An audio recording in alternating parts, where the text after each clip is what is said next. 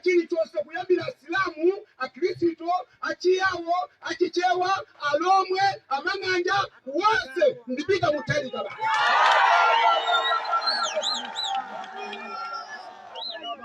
Ndikuuze ndikuti mpinga ukamathelela pamoto sasa ngidwa wopula amakula olamunjira kuti mpinga udyera.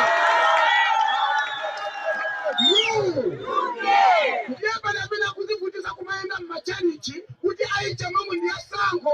Panopo ndikuuza ndikuti aicha mambo mmachalichi apanga mapepa sande mkubatumiza mandalama. Amena mabila ndiye andusa sogoleri. Pepa sande na ndiyo saicha mambo mtumiza ndede sauzani.